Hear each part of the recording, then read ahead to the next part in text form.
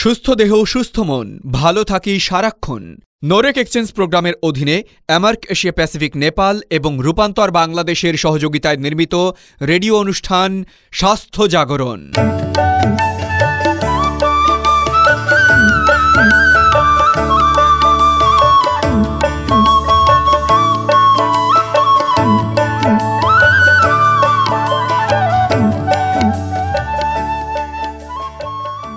সুপ্রিয় শ্রোতাবৃন্দ, রেডিও অনুষ্ঠান স্বাস্থ্য জাগরণে আপনাকে স্বাগত জানাচ্ছি। আমি দীপক খত্রি। আজকে পর্বে আমরা কথা বলবো শিশুদের মধ্যে মোবাইল আসক্তি এর প্রভাব ও সমাধান নিয়ে।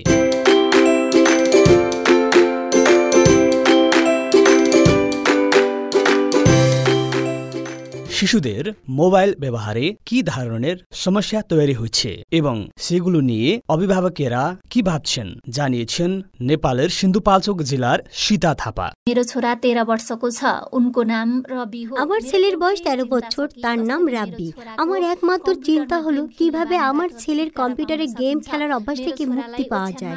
আমার ছেলের বিছানায় মোবাইল বা ল্যাপটপ ব্যবহারের অভ্যাস আছে। খাওয়া ও ঘুমানোর সময় মোবাইল ল্যাপটপ ব্যবহার করে। আমার মেয়েরও তাই মোবাইলের ব্যবহারে ফোনে ভিডিও না দেখা পর্যন্ত খেতে চায় না। সে শুধু খাওয়ানোর সময় নয়, অন্য সময়ও তার মোবাইল ফোন ব্যবহার করে। আমাদের বাচ্চাদের এক জায়গায় বসে বসে মোবাইল ল্যাপটপ কম্পিউটার ইত্যাদি দেখার অভ্যাস আমাদের সকলকে খুব উদ্বিগ্ন করে। শিশুরা বইয়ের চেয়ে মোবাইলের ব্যবহারে সময় বেশি ব্যয় করে, এমনকি তাদের পড়ালেখারও কোনো মনোযোগ নেই। আমি বাড়ির বাইরে খেলতে যেতে অনুরোধ করি, কিন্তু তারা যেতে রাজি হয় না। আগে বাড়িতে অতিথি এলে সবাই খুশি হতো, কিন্তু আমার সন্তানেরা বাড়িতে আসা যাওয়ার লোকজনকে পাত্তাই দেয় না। শিশুরা দীর্ঘক্ষণ মোবাইলের স্ক্রিনের সামনে বসে থাকলে তাদের চোখ লাল হওয়া এবং চোখ শুষ্ক হওয়ার মতো সমস্যা হয়। অনেকক্ষণ এক জায়গায় বসে মোবাইল ল্যাপটপ বা কম্পিউটার ব্যবহার করলে স্থূলতা বাড়ে বলে শুনেছি। আমি ইন্টারনেটে পড়েছি যে স্থূলতা ডায়াবেটিস, চোখের রোগ এবং ক্যান্সারের ঝুঁকি বাড়ায়। आँखा रोग र क्यान्सरको जोखिम बढाउँछ।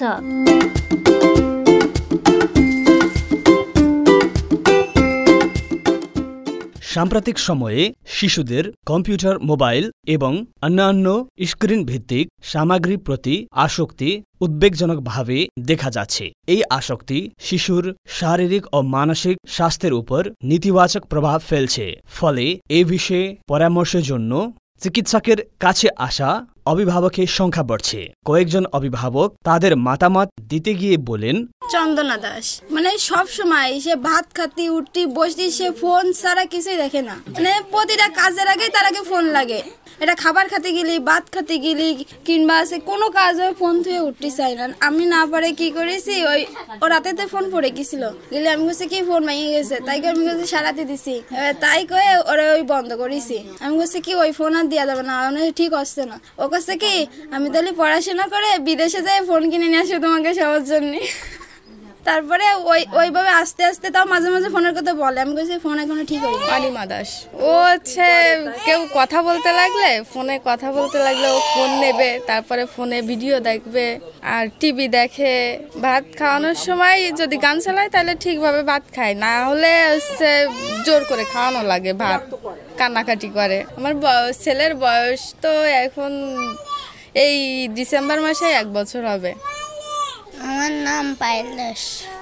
মানে এমনি বলে যে তুই এসব দেখবি না, ফোন দেখলে একটু আগে পড়িস, যদি ফোন দেখিস তাহলে সব ভুলে যাবে না, তাই সব বলে। ফানি ভিডিও থাকে সেগুলো দেখি, মানে ক্ষতি হয় বলতে। মোবাইলটা একটু বেশি দেখি। আমি মানে ফোন দেখি অল্প সময়ের মধ্যে। বিধান দাস বাচ্চারা টিপি, মেয়ে তো সারাদিনই দেখে আর ছেলে মোবাইল নিয়েই পড়ে থাকে। সারাদিন টিকটক দেখে, তারপরে নাটক মাটক এগুলো দেখে, তারপর মোবাইল নিয়ে নিলে অনেক রাগ করে। মোবাইলটা নষ্ট হয়ে গেছে, আবার একটা কি নিয়ে তা আমায় যে ব্যবহার করবো তো বাচ্চারাই ব্যবহার করে, ছেলেটাই ব্যবহার করে। মেয়েটা অল টাইম টিভি নিয়ে পড়ে থাকে, পড়াশোনা করতে চায় না। আজকাল বাবা মায়েরা তাদের বাচ্চাদের জন্য খাওয়ানোর সময়ে মোবাইলে কার্টুন বা বিভিন্ন গান বাজনা দেখান। এর কি প্রভাব পড়বে তা তারা ভাবেন না। আপনার ব্যস্ততা কারণে হোক বা শিশুর বিনোদনের অজুহাতে না পড়ার কারণ এই হোক, আপনি আপনার সন্তানকে আস্তে আস্তে মোবাইলে আসক্ত করে ফেলছেন।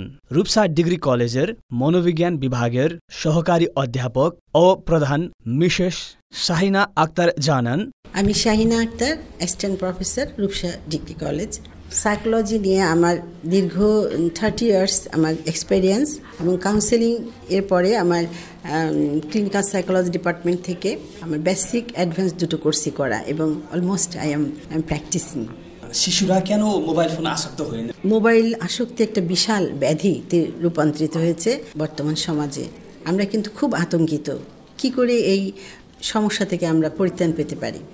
মোবাইল আসক্তি এখন দেখা যাচ্ছে আমাদের গার্ডিয়ানদেরকে আরও বেশি সচেতন হতে হবে, কারণ আমরা যদি নিজেরা যদি কারেক্টিভ না হয়, কানেকশান যদি না বাড়াই বাচ্চাদের সাথে, যে তোমরা এটা করলে কী কী তার ভয়াবহতা বা কি খারাপ ইফেক্টটা পড়ছে তোমার, সেটাকে যদি আমি বোঝাতে পারি বাচ্চাকে একদম ফ্রম দ্য বিগিনিং, একদম চাইল্ড অবস্থা থেকে, আমাদের মায়েদেরই দোষ আমি বলবো। কারণ হচ্ছে আমার অত টাইম নেই যে আমি ওকে 1 ঘন্টা ধরে আমি কি ফিডিংটা দেবো, দেখা যাচ্ছে খাওয়া দিচ্ছি, মোবাইলটা সামনে দিচ্ছে ওকে।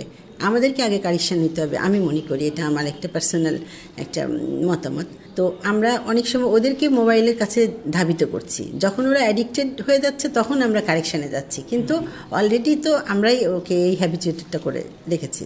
এটা আমাদেরকে একটু সচেতন হতে হবে। ও শিশুদের মোবাইল ফোন আসক্তির সমস্যা কি? ওরা এটার ভেতরে অনেক কালারফুল জিনিসগুলো দেখে ওদের অ্যাটেনশনটা বাড়ছে। পাশাপাশি যদি আমরা গার্ডিয়ানরা যদি একটু সময় বেঁধে দিই, হ্যাঁ তুমি আগে তোমার পড়াশোনাটা একদম ক্লিয়ার করো, কমপ্লিট করো, তারপরে তুমি সারা দিনে তুমি 30 মিনিটস পাবে, এভাবে তার যদি আমরা গার্ডিয়ানরা একটা শো আপ করি যে এভাবে এই ডিসিপ্লিনের মাধ্যমে আসো, অতিরিক্ত কিছুই ভালো না।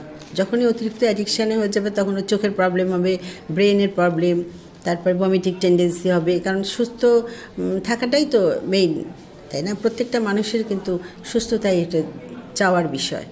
সুস্থই আমাদের সব সুস্থ মনের সৃষ্টি করে, সুস্থ না থাকলে কিন্তু মনের কোনো সেইভাবে এক্সপ্লোর হবে না।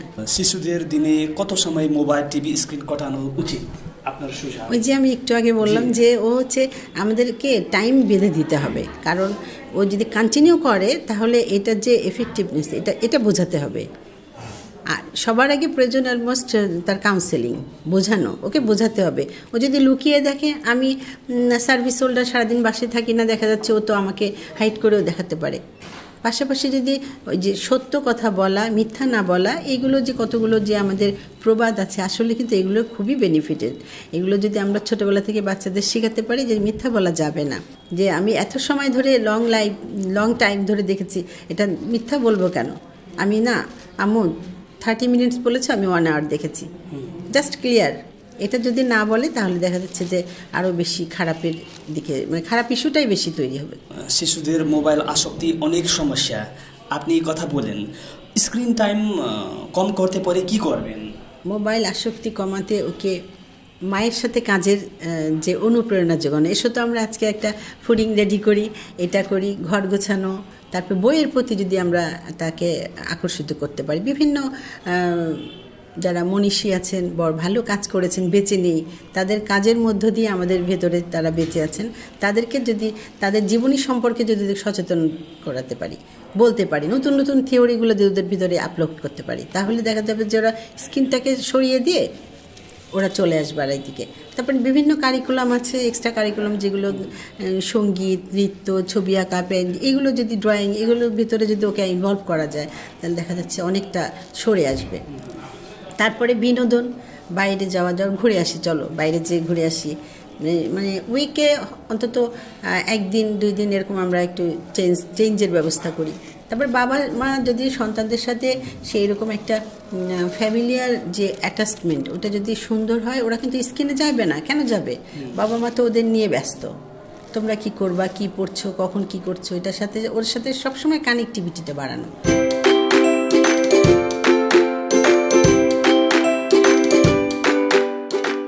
আমরা আয়োজনের একেবারে শেষ প্রান্তে চলে এসেছি।